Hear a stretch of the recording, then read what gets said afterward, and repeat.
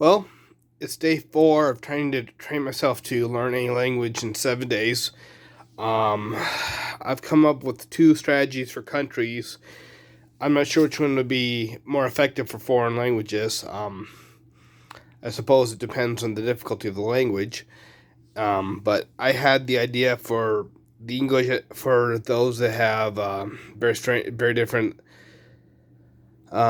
spellings, or you know they use a similar alphabet or use a different alphabet.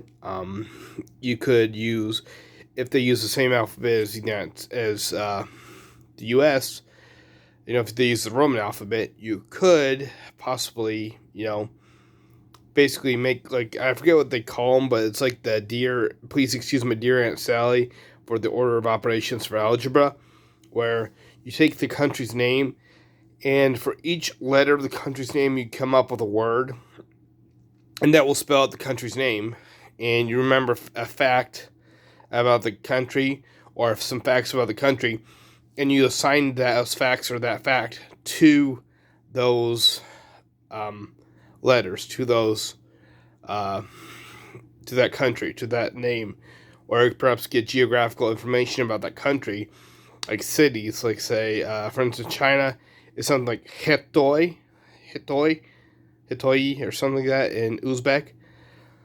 So Xitoy. So I've got that memorized. That wasn't too hard for me, but I'd have to possibly think of places in China that begin with X, I, T, O, and Y, or I can think of words that begin with each one. So that's one strategy. And some of the languages, some of the countries have a glottal stop, which is written as an apostrophe in the name. So that would be cuz, for example, because that starts with an apostrophe. So you can just say cuz with the apostrophe to spell it out. But there's that idea. The other strategy is to learn a bunch of vocabulary with the language. And once you have the vocabulary down, you can go back and learn the countries with that vocabulary in the way that you would learn countries in English, with English vocabulary, with relating them to pictures. Like for Finland, you think of fish fin. Let's think of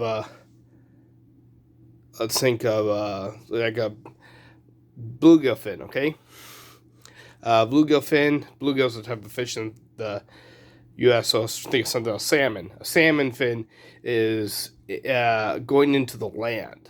Salmon is, no, it's on a plane. A salmon is on a plane and it's landing. And the capital is Helsinki. So there's a town in Michigan called Hell. So you're thinking, okay, the fin is on a plane, is coming into land on Hell, Michigan, but all of a sudden something goes wrong. Instead of landing, it starts sinking into the earth.